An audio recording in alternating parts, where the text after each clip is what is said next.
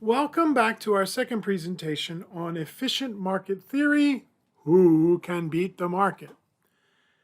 And we're going to take a look at some investor psychology. Psychology? Psychology? Is that the study of psychos? I prefer to call it slycology. We use slycology on them. In 1962, there was a brief recession and a sharp market downturn. The president's chief economic advisor was giving a presentation to many of the political and economic leaders of the time, describing what they were doing to right the economy. One of the attendees asked, "So when is the stock market going to recover?" The advisor curtly responded, "I am an economist, sir, not a psychiatrist." Right, we're not rational beings. We're not computers. We're humans. We are irrational. And so what we have done is try to analyze ourselves. Because of the tremendous amount of money involved in the markets, much research has gone into trying to understand investor psychology. And some of the research is very revealing about who and what we are, not only as investors, but also as a species in general.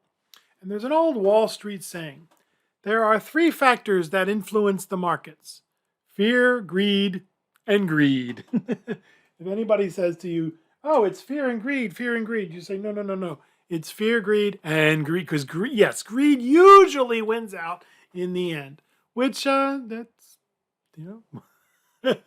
part of being human. We see Bozo down the street making a ton of money with kleptocurrency. We want to do it too.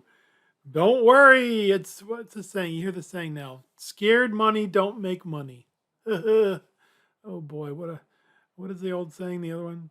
If you don't know who you are, the stock market is a very expensive place to find out. So let's take a look at some common investor weaknesses. Reading too much into the recent past. Beware the permanent trend. Courtesy of Andrew Tobias. There's no such thing as a permanent trend. A trend is temporary. Even though there are countless examples of investors getting on the bandwagon just as the wagon was about to veer into a ravine, we trick ourselves into believing that it's different this time. It's a new era. Ooh, is it too late to get in? Now, some of you weren't even born yet, but does anyone else remember eToys, theglobe.com, or CMGI? What was CMGI anyway? It really didn't do anything. It was just a company that was associated with the internet, and so its stock exploded. How about condo conversions in 2006? Or oil in mid-2008 when it hit $147 a barrel, and 8 months later it was $39 a barrel. And gold in 2012 when it levitated for no apparent reason other than people thought it would keep going up. Will we add cryptocurrencies, SPACs, whatever they stand for, special purpose, some acquisition companies, and NFTs, non-fungible tokens, to the list 5 or 10 years from now? Well, I think so. But the thing about these cryptocurrencies and these NFTs is, as we said in the previous presentation, you can just keep creating them. There's no end to the number that you could create. When it came time for the condos to bust in 2006, well, you're not going to get any more funding to build new ones.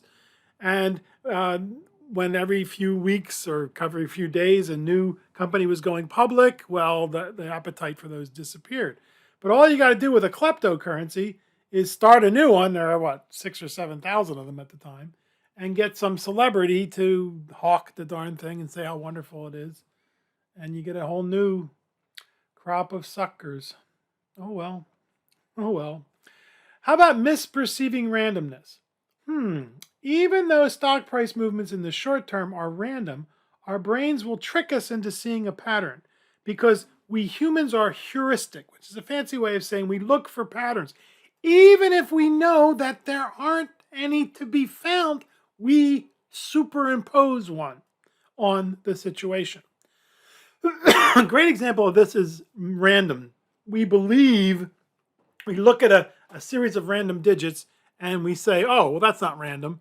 Well, if you looked at a series of 1 million digits, the probability that one of those digits, 0 through 9, you don't know which one, but the probability that one of them will be repeated 13 times in a row is essentially 100%. So if it doesn't happen, if we have a series of 1 million random digits and we don't see at least one repeated 13 times, then we can assume that this is not a random series of numbers. Somebody's fudged the numbers. But of course, if we came across those 13 digits, especially if it happened towards the beginning, as we started scanning the list of numbers, we would just say, no, this can't be random. But it is. And in my humble opinion, this is what technical analysts are guilty of, this phenomenon. And we're going to discuss that in our next chapter. And what happens is you give them a random, just completely random. It's just totally random, using a random number generator on a computer, just completely randomly generated. And they say, look, this means this means this. The stock's going to go up, but this is not real numbers. It's just random. But they're so wired to see these patterns. So we misperceive randomness. We are overconfident. We believe that we know more than we actually know, or we believe that we're better than most other investors. The truth is, folks, when you're an individual investor, you only see the tip of the iceberg with regard to what's happening within a company, an industry, or the economy. And when we get to Peter Lynch, he has this book called One Up on Wall Street. He believes that some people have an inside track because they happen to work in the industry or they're a customer in the industry and they see things before the general public becomes aware of it. But in general, no, we only see the tip of the iceberg, especially with companies that we have no experience with at all. You know, people would ask me about retail companies. I say, I hate shopping. I'm the worst person to ask. And we're usually only average or mediocre investors at best, especially if we decide to become traders or speculators. Yeah, we're up against the best in the business, folks. This is actually, there's a name for this, actually. It's called the Lake Wobegon effect. If you ask 100 people, are they excellent, good, average, fair, or poor drivers? Typically, you will get 80% of people who will say they are excellent or good. Right. 80% out of 100, that's 80 out of 100. No. Where's the average? You see, everyone believes that they're a good driver or an excellent driver. And the same thing is true when people start to trade. They think, oh, yeah, I'm a great trader. And they talk about the one trade they made. They made 300% in 3 days. And they forget to tell you about the other 7 that zeroed in overnight. And it comes from the mythical town of Lake Wobegon, where all the women are strong, all the men are good looking, and all the children are above average. We saw the Lake Wobegon effect as our son was growing up, because everybody's child was gifted or something. We kept saying, sure, you got to record. Oh yeah, sure they are. You're right. Okay, average is good enough for me when it comes to an individual and a driver. Just be careful out there. But when it comes to investing, right, don't be overconfident. Realize your limitations. And then selling your winners too soon and holding on to your losers. This is called loss aversion. And this was discussed quite a bit in that book I told you about, Thinking Fast and Slow. Daniel Kahneman and our facts that the fact that we're not rational. As humans, we hate to admit we make a mistake. So we stubbornly hold on to our losers, hoping they will at least get back to where we bought in. The reality is our memories are wired to forget unpleasant experiences. If you sell your losers, you'll quickly forget about them.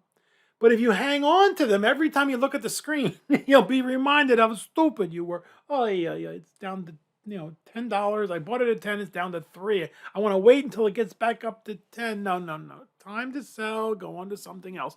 But in contrast, hanging on to your winners is what makes an investor rich. So hang on to your winners now. keep doing your research, reevaluate regularly. Has the stories changed? Is another company coming along that's better? The better investing folks say it's time to trim our portfolio. But there's a wonderful story from Peter Lynch, again, one of the all-stars we'll talk about in a little bit. When he was asked, Mr. Lynch, what was your worst investment? And he said, well, Home Depot came out and I bought it and it went up 100%, doubled my money, and I sold. And they said, that was your worst investment, Mr. Lynch? He said, yeah, it then went up 20 more times. You see? So hang on to your winners. Get rid of your losers. Make mistakes. You're going to make mistakes. Everyone makes mistakes. But continually reevaluate what's the future. And sometimes, you have bought a stock and now it's 60% of what it was, right? But the story still looks really good, so maybe it's time to buy more, right? Check all your resources. Don't forget the value line, my favorite resource. But just because Peter, I'm not Benjamin Graham. We talked about this in the previous discussion, where Benjamin Graham would say, the market is giving you an opportunity. Take it, take it, because there's going to be times when the market falls substantially, and those are great opportunities. But remember, you're not going to wait like Warren Buffett or Leonard Kaplan until the entire world ends and there's blood in the streets. So have a little bit of, they say, keep your powder dry for a little bit of when there's a downturn, as there is, from time to time.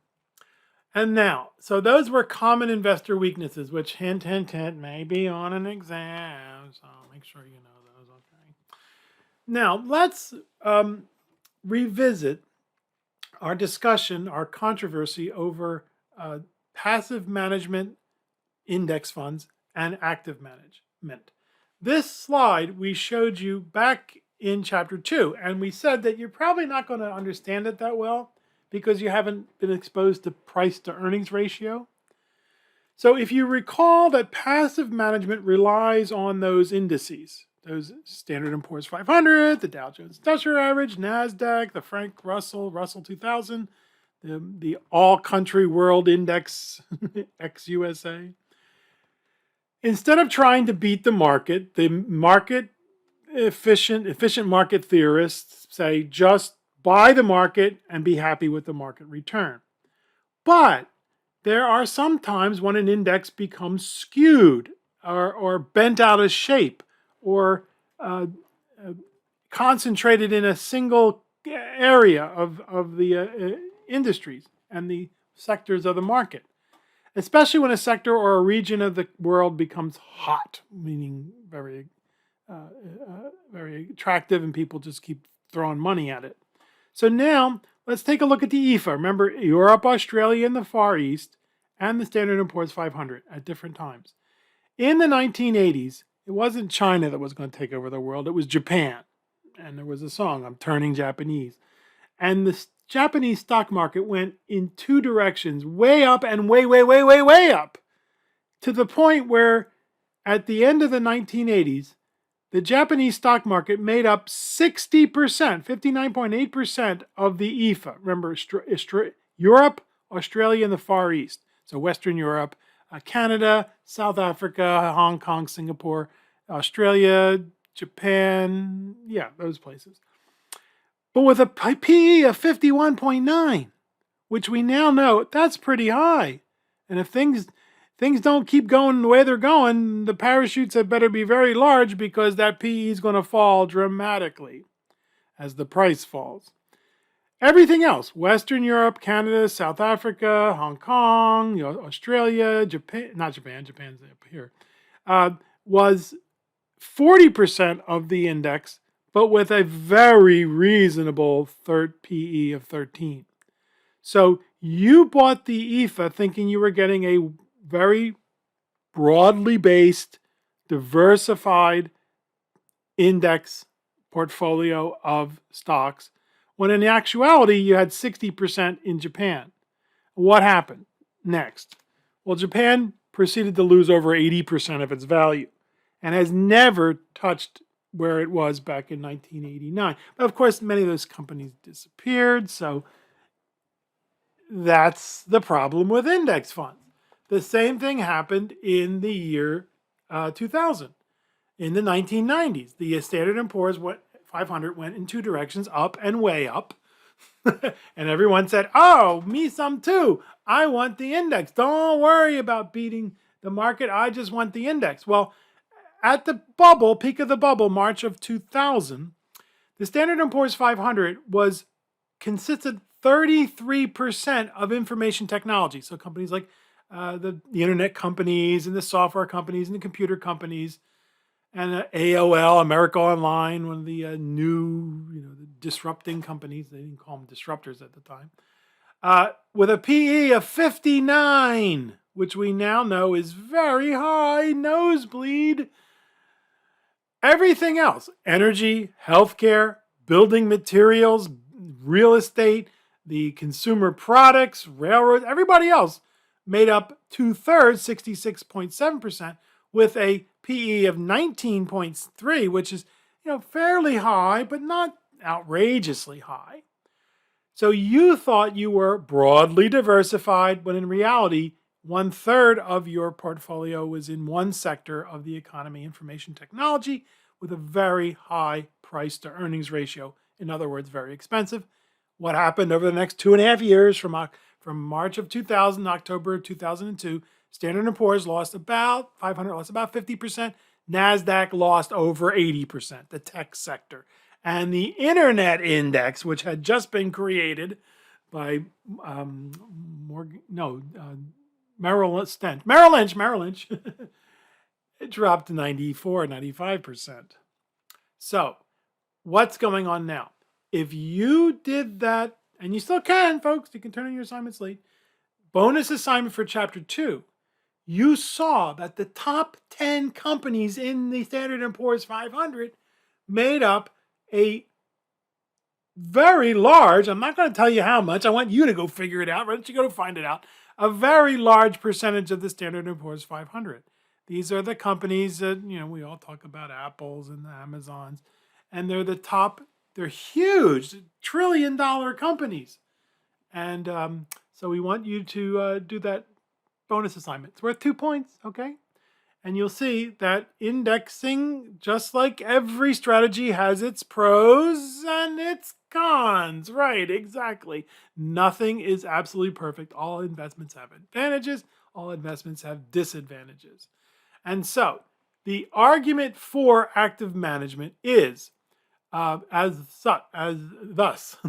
Today in the financial media, passive management is touted as the better alternative to active management. As we did see, though, index funds do have the advantage of very low-cost investing. Be careful unless your third-party administrator sneaks a high-cost index fund into your 401k. Watch out for that bozo. You're going to call him out, and your friends and family are going to say, friends and coworkers are going to say, wow, aren't you smart? Where did you learn that? And you're going to tell them Business 123 investments. But decades ago, Benjamin Graham warned against any investment strategy that relied on deterministic or robotic decision-making and removed the element of human judgment. Now, Ben didn't live to see the world of indexing explode. I don't know what he would say now. I think he would probably say, it's great for people who aren't going to do the research. Kind of like what Warren Buffett says, if you're not going to do the research, go ahead, get an index fund. But we find, and that's part of what we asked you to do in Chapter 2 with mutual funds, and go look for companies that have been around for decades and have beaten the S&P 500 and the All Country World Index, actually the World Index I think we used. And so they're out there, right? And here's a gentleman with over 35 years experience. He's since left the industry, but he was one of the ones who did. As with any human endeavor, whether it is athletic competition, the performing arts, or technological innovation, some people clearly perform at a higher than average level. Can you hit a fastball at 98 miles an hour? Can you sing a 4-hour opera in front of the Metropolitan Opera where the customers have paid a ton of money to hear you and they want you to be very, very good? Can you write a best-selling novel? Can you direct a $100 million plus budget Hollywood blockbuster movie? Most of us can't. Right? Most of us can't dunk a basketball. Most of us can't hit a little white ball 300 yards in 2-3 shots. But there are people who can. And those are the people that I want to be managing my money. And realizing that they're human, they're going to make mistakes. But that's my view. The index funds have their own problems, as we discussed in chapter 2. When a stock becomes very expensive, the index fund manager has to buy more. They can't say, you know what, this is a great company, but it's just way too expensive. And so that drives the price up even higher, right? It's a self-fulfilling prophecy, a feedback mechanism. When a stock has hit on bad times, the index fund manager has to sell. They can't buy more shares, and they can't say, this is a great company, but wow, their stock has been destroyed. I'm going to buy more. No. So for that reason, I'm firmly in the camp of, I want to find good money managers that have done well over decades, and I'll stick with them. And other people say, no, he's an idiot. You want index funds. Now be careful, by the way, if you discuss this with certain people and you say, well, you know, some of these actively managed funds are actually very good, they will accuse you of being a shill, accuse you of being somebody who just a fanboy. I hear the term fanboy, and okay, what are you going to do? Don't argue with them. Don't discuss it with them. Now let's take a little bit of time and talk about some silliness. Oh boy, it's amazing what people write about, speak about, and get away with in this nutty world of ours. The Monday effect. It's a good time to buy. Or is Monday a good time to sell? You're not supposed to buy a car that was made on Monday or Friday afternoon. The January effect. As goes January, so goes the year. Well, you know what? That's just a new year. You can pick any month of the year. Why? Because the stock market typically goes up 3 times more often than it goes down. So you can pick any month of the year. As that month goes, hey, the rest of the year is going to go that way. Except for September and October. The Santa Claus rally, sometimes called the turn of the year effect. Well, December tends to be a good year, but not always. If it isn't a good year, they say, oh, people are selling because of tax reasons. They always have something to say.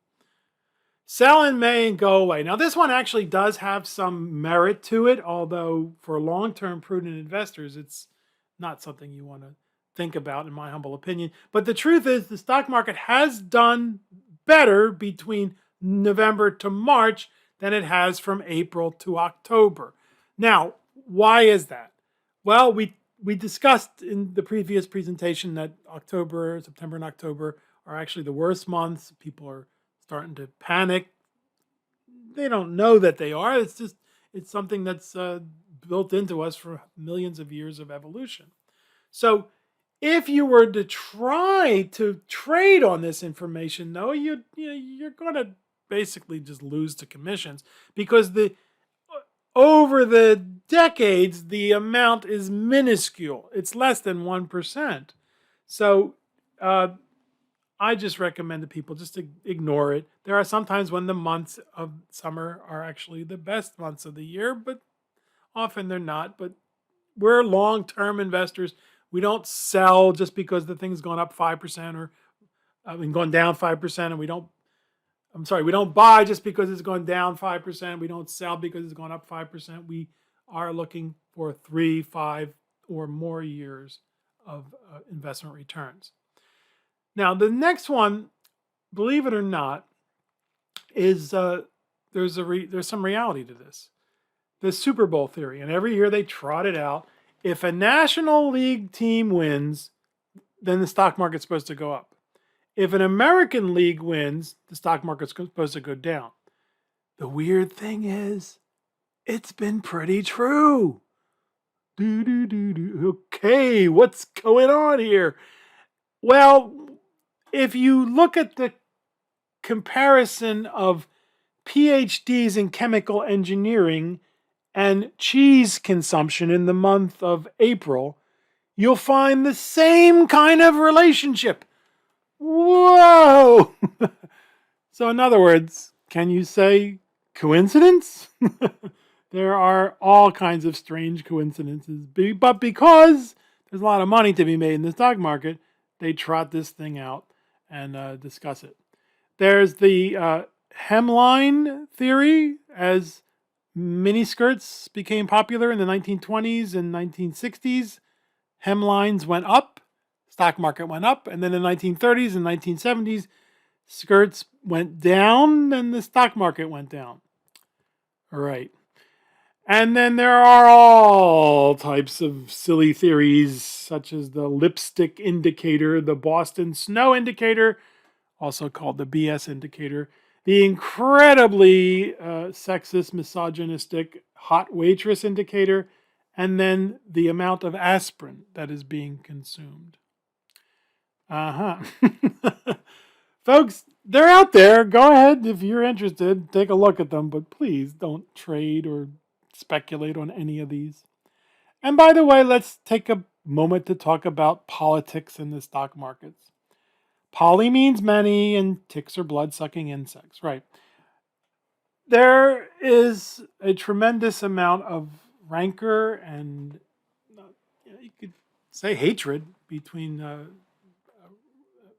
two parties now. It's very sad. They used to play nicely in the sandbox, but not anymore. But don't let anybody tell you that the Democrats are anti-capitalism. Both parties are committed to the capitalist system. Now, there's quite a bit of disagreement over the amount of regulation and taxes and the like, but nobody wants to go back to go to a communist system. Even the so-called socialists, they say that they're more of a Northern European social capitalist system, which the Republicans use to bound them over the head, but they don't want to. They don't want to go to a Soviet style or Chinese style capitalist system. I mean, a social communist system. And it turns out that when you look at the party in power at the White House, the Democrats actually have the edge. Now, this is a lot of it due to just dumb luck, just bad luck. Hoover coming in right before the Great Depression, and then Franklin coming in the midst of the Depression and coming out of the Depression. And then same thing happened with Nixon coming in right before the 1972, 1973, 1974 crash. The brutal bear market. Same thing happened to Bushes. Both Bushes got hit hard. And people like Clinton, like charmed existence, he comes in right when the stock market zooms up, and then Obama came in at the bottom of the 2008, 2009 bear market. So even though the truth is the Democrats have done better, again, it's a lot of it just dumb luck, So both parties are committed. Now, there's a lot of controversy over how it should be done, and that's good. We need to throw out ideas and stop yelling and haranguing one another. I hope. I don't know. We'll see. Okay, let's continue. Now, finally, yay! Let's talk about the all-stars of investing, because this is one of my favorite topics. These are people who have done very well over decades, and I always believe if you want to learn from the best, right? Steal from the best. You're going to steal. Peter Lynch, we told you to read his book. I don't know how many times have I told you to read his book, One Up on Wall Street. He was the fund manager of the Fidelity Magellan Fund from 1977 and 1990 and racked up 29% a year Oh my goodness. And that's why Fidelity Magellan is one of the top mutual funds over decades, even though it has never gotten anywhere close to that kind of return since Peter Lynch left. But he says, buy what you know. And he's been accused of just being very simplistic in his advice. And he said, hey, you wear Nike shoes, you drive a Chevy GM car, you drink Adam Smith beer, or whatever it is, Samuel Smith's beer. Maybe those are good investments. Now, he never said just buy it without doing your research. I mean, some people have accused him of that. It's not true. It's not true at all. But he really does believe that if you're out there in the world and you're seeing people buying these devices that you fit in your ears, and this, 20 years ago, maybe that's something we should look into. And also, as I said, it's a fun book to read. It's a lot of fun. He's got a great droll sense of humor, and you'll enjoy it. Warren Buffett, we've discussed him, and we've said that he says don't buy a stock, buy a business, buy a company. He puts the emphasis on the value of the entire company. And he said if you could buy a FedEx or Home Depot or Nike or one of these companies that you admire, and you'd want to own that company because of it's an awesome business, go ahead, buy 10 shares or 5 shares. Now, of course, he's got enough cash, he buys the whole company. Benjamin Graham was Warren Buffett's teacher. He's often called the father of value investing, and he wrote that wonderful book called The Intelligent Investor, which you're going to read eventually. Don't read it as your first book. And then Security Analysis, which is a whole lot worse. I shouldn't say a whole lot worse. A whole lot more detailed, more rigorous.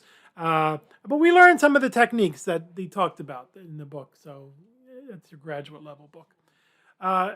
Benjamin Graham passed away, as we said, in 1975, but he has his legacy lives on in Warren Buffett and those of us who believe in buying for the long term and paying a fair and decent price and loving dividends.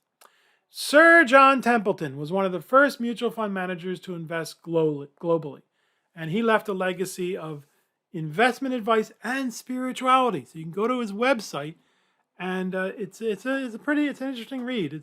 It's a great a place to hang out. His website, dedicated to his investing beliefs and concepts and skills, and his belief that spirituality is sorely lacking in our modern world, and how can we reclaim that without without killing the people who don't believe like we believe. And then Bill Miller. Poor Bill Miller. Now, don't feel so sad for Bill Miller. He did really well for himself. Remember the Legg Mason Value Trust that we discussed back in Chapter 2? Yes, for 15 calendar years in a row, he beat the S&P 500. An unprecedented record. And unfortunately for him, as far as I'm concerned, and he wasn't too happy about it either, he became the financial media's megastar. He kept saying, well, that's just because January. You picked January. If you had picked May or April or another month, I wouldn't have done it 15 years in a row. What happened? He did not beat the S&P 500 in 2006 and then did badly in 2007 and 8.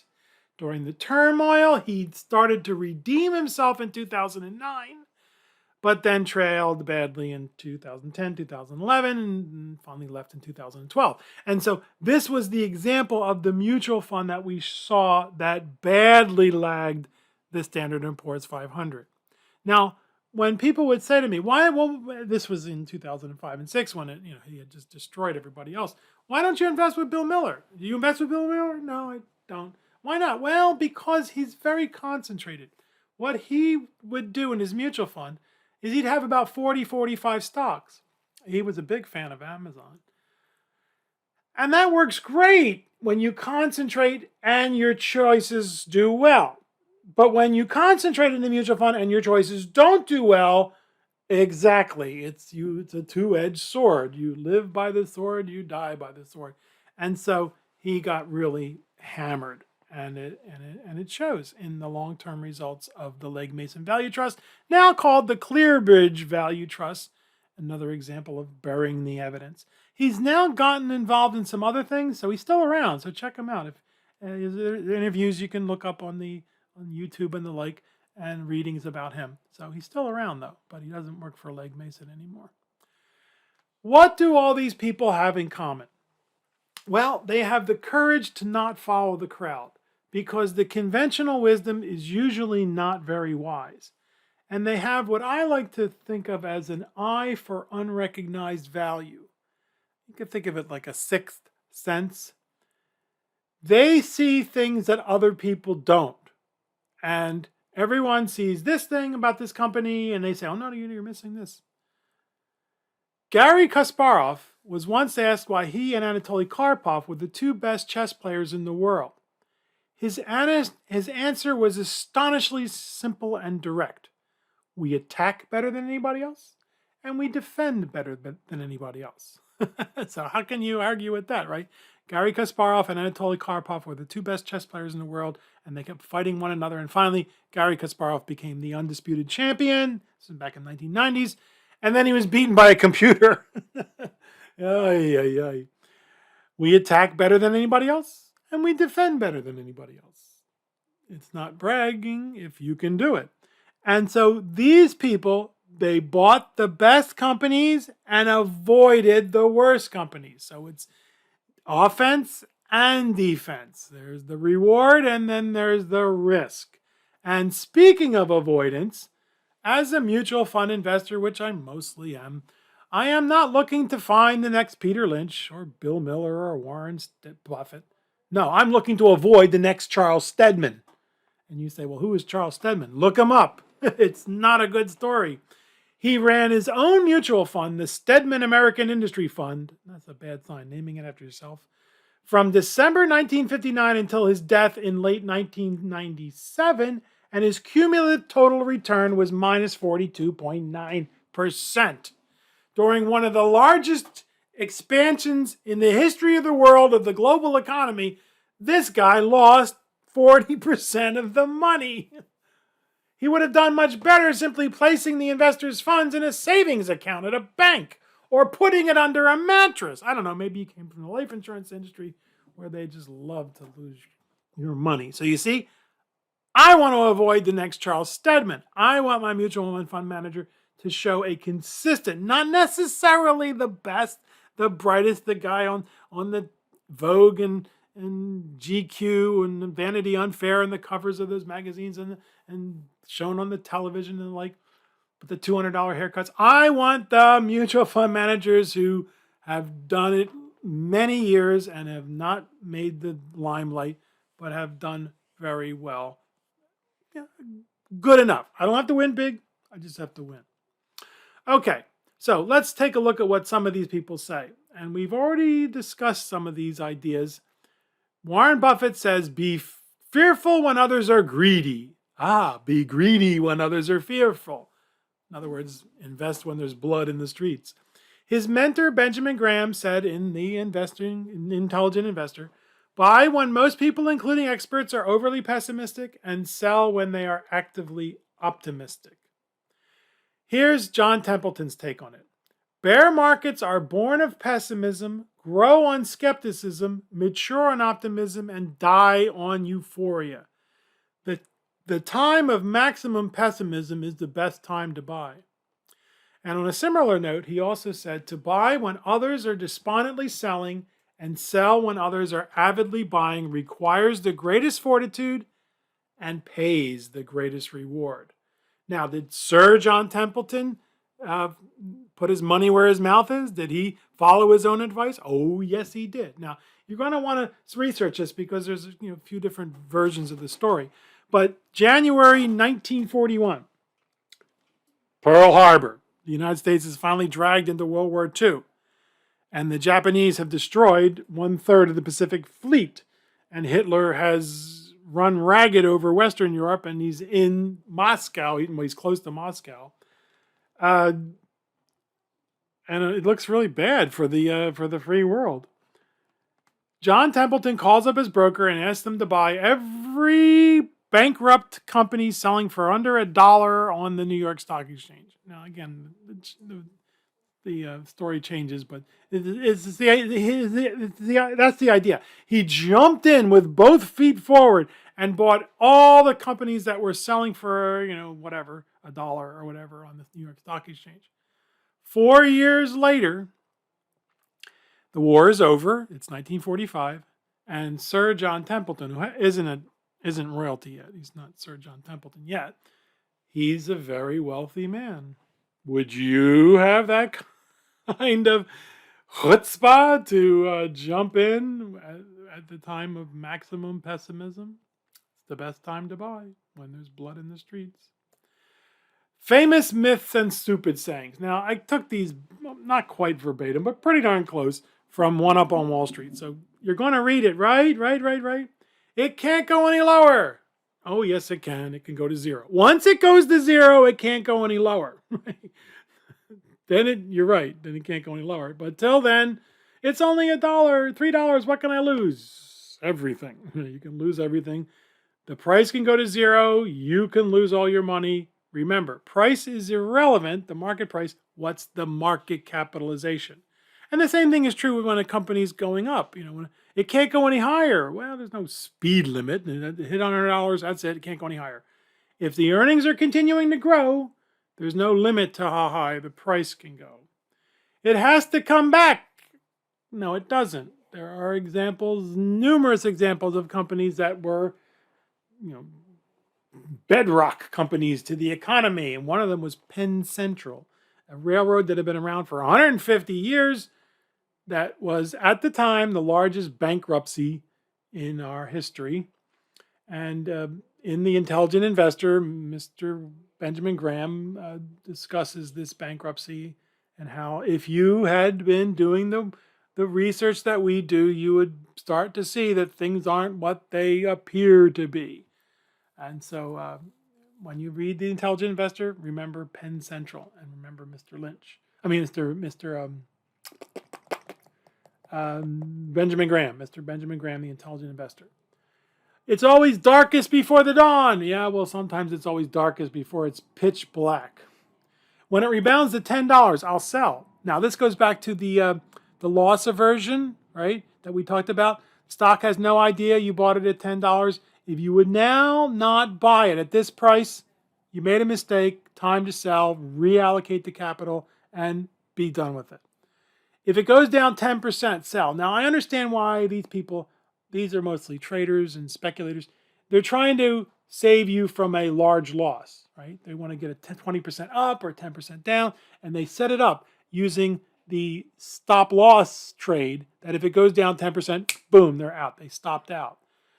The problem is stock prices fluctuate greatly. If you always sold a stock that lost 10%, you're going to wind up selling everything.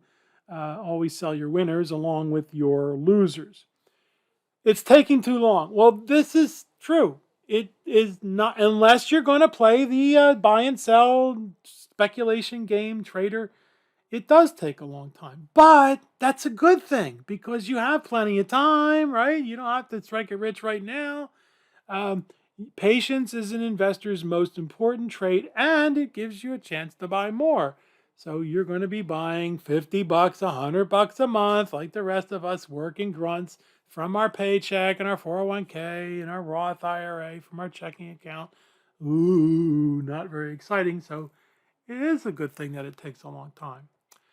Look at all the money I lost. I didn't buy it. Coulda, woulda, shoulda. Don't lose a cent. You don't lose any. Don't fret over money you did not make by not buying a stock. Just concentrate on what's in front of you. I missed that one. I'll catch the next one. The problem is the next one rarely makes it. You're going to wait for the next Google. Microsoft has been trying to supplant Google for years with their service called Bing. It doesn't seem to be doing a good job. DuckDuckGo, which I don't even think is a public company, is trying to nibble at Google's feet, nibble at their toes. But again, buy the next Microsoft, buy the next Apple. Look at those companies, right? But in one case, Home Depot, right? Buy the next Home Depot was Lowe's. So Home Depot kind of allowed Lowe's to horn in on their cookie jar there. The stock's gone up. I must be a genius. Well, there's an old saying, never mistake a bull market for brains. Because just because the market's doing well, you're going to think you're a genius. There's that old saying, a rising tide lifts all boats, but when the tide goes out, you can see who's been swimming naked. And if you talk to market professionals, they will tell you that if they got in right as the market was zooming up, right after a bear market and things were doing really well, they will tell you that was a bad thing because they started to believe they were invincible. Every stock they picked, oh my goodness, this is doing well. I'm a genius. I'm a genius. And then comes ooh, I'm not a genius. And so you will talk to market professionals who started at a bad time, and they will say that was good for them. It taught them humility, and it taught them to watch the downside. Because the same thing is true on the downside. The stock's gone down, I must be an idiot. No, not necessarily. Just because you picked the stock that, for some reason, especially if you're involved in small company stocks, where they can get just hammered for nothing that they did, and it wasn't their fault. Not so much of a problem with really large, well-capitalized companies with the roots deep in the economy, but it is an issue. So don't worry, just because the stock's going down, you're going to make some mistakes. There's no way to get around that. And then when you hear these, that's when it's time to run. That's when it's time to realize, oh my goodness, we're going to go through it again. It's different this time. Well, yes, technically it's different every time. But that doesn't mean you should pay an astronomical price for a company that probably will never make $1 worth of profit. Those were the internet stocks. It didn't look like they were ever going to make money. And of course, they didn't last. Or things like NFTs, where it's just plain simple buy high, sell higher, the greater fool theory. It's a new era. It's a permanent trend. What? That's an oxymoron. Like jumbo shrimp or straight curve. There ain't no such things. Markets move in cycles. So when you start to hear people say, ooh, is it too late to get in? Don't necessarily sell, folks. Maybe if you're a growth-oriented investor, you might want to, as the betterinvesting.org people say, trim your holdings and look for more defensive companies. That's up to you. But just realize that we're going to go through a tough time, and we've been there before. We'll be there again. And then lastly, what's going to happen? When people hear that you're involved in stock investing, some of them are going to come up to you and say, well, they're just too darn risky. And this is a great opportunity for you to acknowledge that, yes, stocks are risky. But even with all the financial shenanigans and the stupidity, the silliness, and the hanky-panky, they're still the best long-term financial investment, in my humble opinion. And providing the world doesn't end, the future looks pretty good. We'll see. We'll see. And that, dear students, is our discussion of market efficiency theory. Who can beat the market? And we're ready to tackle what we've been dancing around, the last major investment strategy, and that is technical analysis, reading squiggles on a screen. And in reality, dear students, somebody else should teach you this, because my heart is not in it. I don't trust technical analysis. I don't believe it's a valid form of investing. It's for speculators. It's for traders. And I wish them lots of success, because they're going to need it. See you in our next presentation on technical analysis, reading squiggles on a screen.